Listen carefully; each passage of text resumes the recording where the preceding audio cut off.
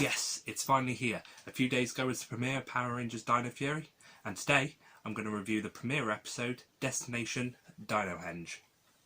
I hope you all enjoy the review.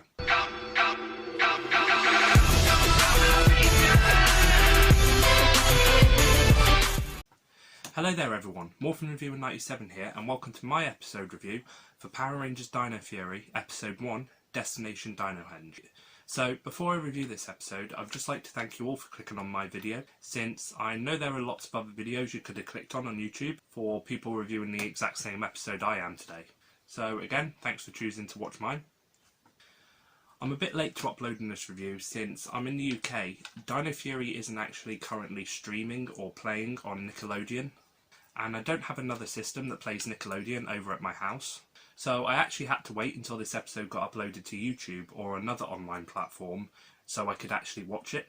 But I did eventually get the chance to watch it a few days after its premiere, so now I can review it for you all today.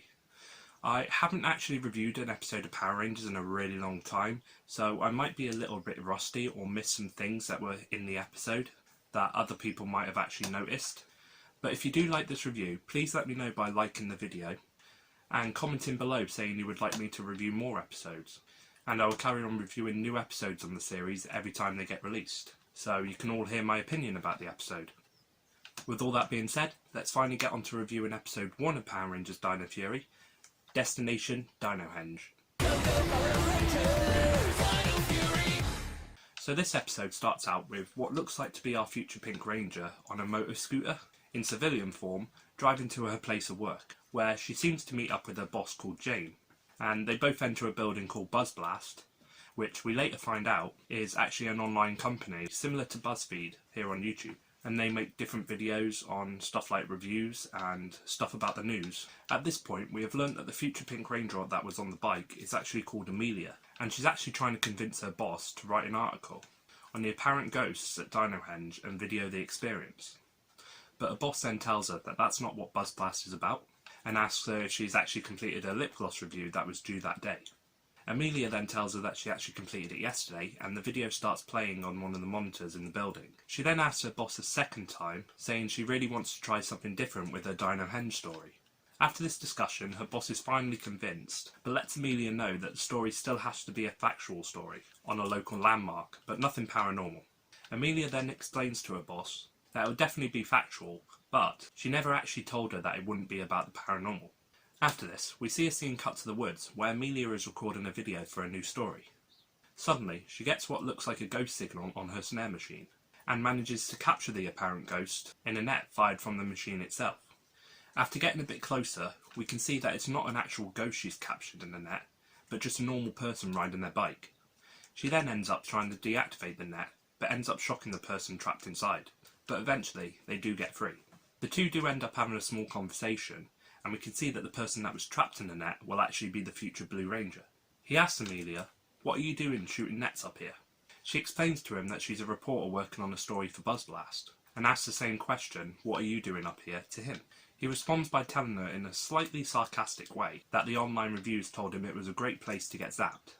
But turns out later he's actually looking for the same place as Amelia, Dinohenge. And she actually has a map, so they end up following it together. On the way, we learn that the guy's name is actually Ollie, and a bit about why he's actually up in those woods. He tells Amelia that him and his mum just moved to Pine Ridge, and she's actually an archaeologist, and they just want to unearth some of the history at Dinohenge.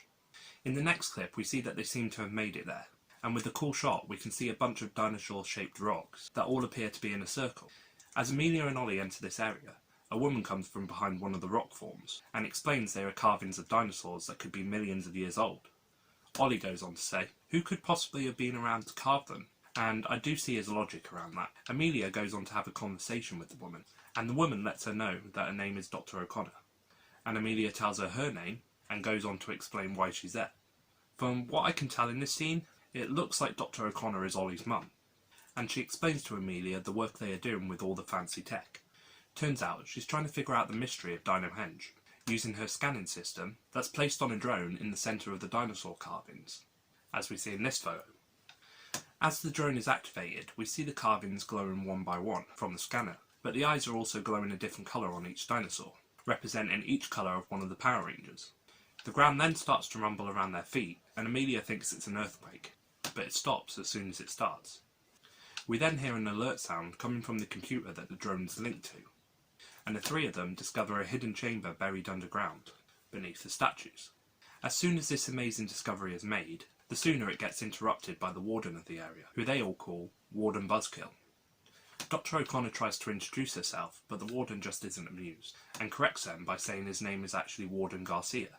Could that name have any link to Antonio, the Gold Samurai Ranger? Who knows? Warden Garcia goes on to tell Dr. O'Connor that none of them actually have permission to be out there and are trespassing. He lets Dr. O'Connor know that she will have to come with him to the park's HQ and file a report, so the doctor happily complies and goes with him.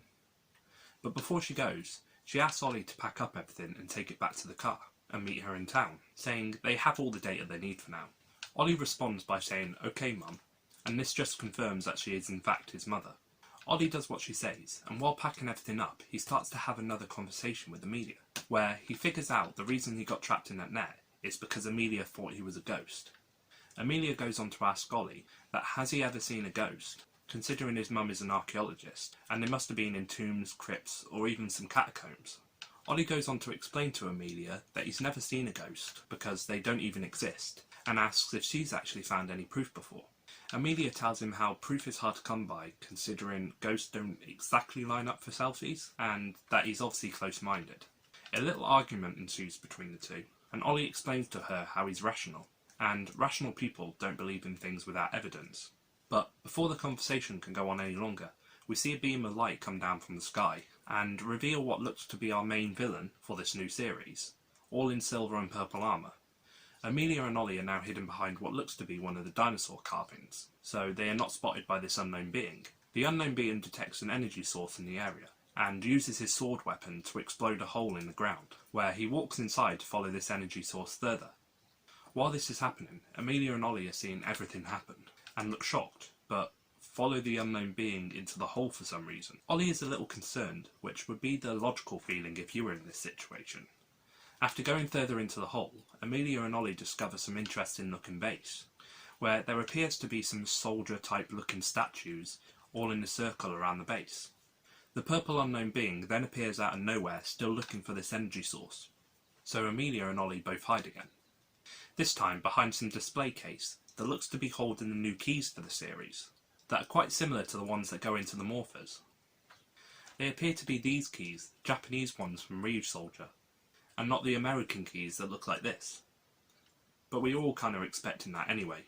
Usually they do use the Japanese props on these shows. Now, as you can see from the American keys, they're all flat and look a lot different to the Japanese ones that have like a 3D effect. So let's just hope the keys in the show don't have the flipping feature, because that would take a lot of playability out of these American keys, since of course these ones don't flip. And here's the keys together, and as you can see, they're a lot different. Even the backs are different. With that all being said, the episode continues with a door opening in the base, revealing a dinosaur hybrid type character trying to release somebody called Zato. But the villain, all in purple and silver armour, spots the human dinosaur hybrid and zaps it with his sword. This appears to hurt the dino hybrid creature, and the villain in this purple and silver armour asks the dinosaur where the energy source is hidden. The dino responds with a sarcastic answer, so the villain tells it to not play games with him, and finally reveals his name to be Void Knight, and says they are no match for his power. The dinosaur responds by saying, "I'm not, but he is," and presses the console, revealing our first Power Ranger, the Red Ranger, all now lit up by lights as we get a zoom-in shot up close. Void Knight seems shocked and responds by saying, "A Power Ranger?" Like he knows what one is. But he quickly smashes the console that the dino pressed earlier, and sparks start to fly. Void Knight then starts to threaten the dinosaur creature and walk towards it with his sword raised, like he's ready to strike it. Ollie sees this happening, and we see a shot of him looking at the swords placed on the wall behind him. Before Void Knight can strike at the dinosaur, Ollie steps in and blocks Void Knight's strike with the sword he just grabbed, saving the dino creature, and telling Void Knight to leave the old dinosaur alone. Before Void Knight can strike again, Amelia traps him in a net that trapped Ollie earlier on in the episode, and turns on the stun button. This electrocutes Void Knight, and Amelia lets out a small pun. I mean, What's Power Rangers without puns, right? Ollie is then able to make it back over to Amelia, and the dinosaur tries to throw him a key, telling him to put it in the sabre he's holding, and the henchman statues we saw earlier on, in a circle around the base, will fight for him. As the dinosaur throws the key to Ollie, Void Knight manages to escape the net trap, and catch the key himself. He then puts it in his own sword, or sabre as that's what we've learnt they're actually called, and activates the key for himself. His sabre emits a beam that brings all the henchmen around them to life, and orders them to attack Amelia and Ollie, which I thought was actually a really good and creative way to introduce the henchmen of the series.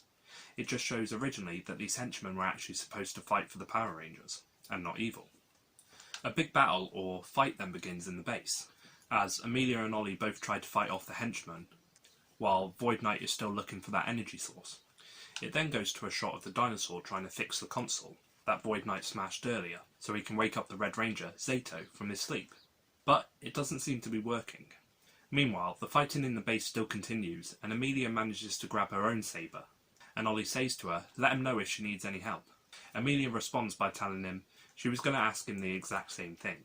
The two of them get surrounded and are back to back. The sabres in their hands start to glow a pink and blue colour, when suddenly, a morpher appears on both their wrists. The dinosaur notices this, and throws them the pink and blue dino keys. I'm going to call them dino keys for now, until the name's actually revealed.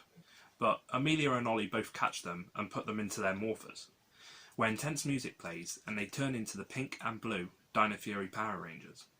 The dinosaur seems very happy about this, but Void Knight is shocked and most likely concerned, as he probably should be. The Blue Ranger turns to the Pink Ranger and says, we're Power Rangers. Like, they both know what Power Rangers are. Could this mean that they know about previous Ranger teams as well? And could we see a possible crossover coming in the future? Who knows?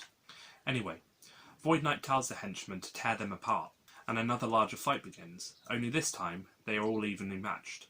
The Pink Ranger says to the Blue Ranger in a small conversation, while the henchmen are down and not attacking them, that what else do they get besides the cool powers, costumes and weapons? The Blue Ranger responds by saying, if she watches the news, they will get Zords as well. This just confirms that they do probably know about previous Rangers, from the stuff they've heard on the news, in the past. But begs the question, what universe are they from? Are they from the Beast Morphers one, the Dino Charge one, or from one of the many others? The fight carries on in the base after this brief conversation, and Void Knight manages to locate the energy source he was looking for earlier. He opens up the panel that this energy source is hidden behind, and discovers the energy source he was looking for are called Sporix. So he gets some of the henchmen to grab the chest that they are trapped inside, and they start to take it away. The dinosaur sees this and shouts, "No!" and tries to wake the Red Ranger up again, so he can help. Luckily, it's successful, and Zato, the Red Ranger, wakes up to join the battle and quickly destroy two of the henchmen. He asks the dinosaur what's going on, and we learn the dinosaur name is Solon, and Solon informs him on what is happening, and how Void Knight is trying to take away the Sporix. Before Void Knight can escape, the Red Ranger manages to stop them. But Void Knight loses his scanning device, and the Red Ranger asks Void Knight where he stole his armour from. Void Knight responds by saying, "It's mine now, just like the Sporix." And we learn that the Sporix are bad things for the Rangers, but good for him. The fighting still continues, and the Red Ranger is fighting one-on-one against Void Knight, and the Pink and Blue Rangers are finishing off the henchmen that are attacking them. The Red Ranger suddenly activates a new weapon called the Dino Dagger, and throws it at Void Knight. But Void Knight reflects it with his sabre, and it hits the chest the Sporix are trapped inside, and they all get loose and escape the base, with Void Knight running after them, and telling the Rangers that their fight is not over yet. So he traps the Rangers in a cave-in inside the base, so they can't come after him. The episode then cuts to a scene back outside, with Void Knight watching the Sporix fly away. But one stays behind, and hatches right in front of him. So they both teleport away, with the plan to capture the Sporix for themselves. It then cuts back to inside the base, and all the Rangers demorph, where we see these morphers turn into some sort of wrist communicator. Zato introduces himself to Amelia and Ollie, but already knows who they are by touching them. Amelia asks how he knows that, and Solon explains to them how beings from his planet can read minds. And Amelia and Ollie discover that Zato is actually an extraterrestrial. And Solon is some sort of cyborg dinosaur called a Solonosaurus, which would kind of explain the name, but Solon was wounded in a battle between the Sporix a long time ago. Zato goes on to tell them both his whole story of how he got to Earth and what Sporix are. Turns out he was in a battle between the Sporix on his home planet, Rafcon, 65 million years ago. But the Sporix hatched into ferocious beasts, and he was the leader of the Knights of Rafcon trying to stop them. But they were too powerful, and ravaged his planet with few survivors. He goes on to say how the Sporix left Rafcon ready for their next target, Earth. So Zato and his team of knights followed them, and worked alongside the dinosaurs to defeat them. But things didn't go to plan, and eventually the Sporix just got too strong, and grew giant, so they were forced to retreat, until the legendary Morphin Masters arrived on Earth. And as I can tell from this scene, it actually looks like the green Morphin Master has a skirt on. And later we see that the Green Ranger themselves is actually wearing a skirt. So this is different to Ryu's Soldier, because in that show, the Green Ranger was a male. Anyway, turns out they were there to help Zato, as they were ageless beings with untold power, who harnessed the Morphin Grid power and gave it to Zato and his other knights, where it joined them and the dinosaurs together. Turns out these dinosaurs would turn into the dinosaur carbines at Dinohenge, and the knights would become the Dino Fury Rangers, where the Morphin Masters gave him their mission and Zords to help them beat the giant Sporix creatures.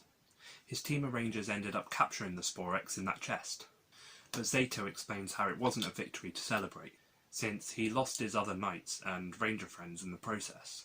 Turns out, after this, Zato and Solon tried to destroy the Sporix, but just couldn't do it since nothing worked. So they just kept them hidden and guarded for over 65 million years, until this Void Knight arrived and just changed everything. Zato goes on to explain how the Sporix can hide and hibernate, until one by one they hatch into Sporix beasts and must be stopped. Zato also hates to think what Void Knight wants them for. But his mission right now isn't Void Knight, it's to get the Sporix back before they hatch, and he needs the help of Amelia and Ollie to do it. But says to them, first things first, they will both need some training, and the two of them seem all ready for it. And this is where the episode ends. Overall, I thought this was a really good first episode and premiere. But we all know how some previous Power Ranger seasons have gone. The first few episodes are usually really good, but then the season starts to feel rushed and ends up going in the wrong direction, with the story not really making sense in some parts. So I just hope this season doesn't do that and actually has some decent moments throughout, like this episode had, because it does have the potential to be a really good season. And that's my review, guys. So thank you all for watching. I hope you enjoyed this Power Rangers episode review. The last episode review I actually did was over 4 years ago. So don't forget to like, comment, share and subscribe, so I know to make more of these episode reviews. Who knows, I might even review every new episode that comes out. So this is Morphin Reviewer 97, signing out, and I'll see you guys in my next video. Thanks for watching.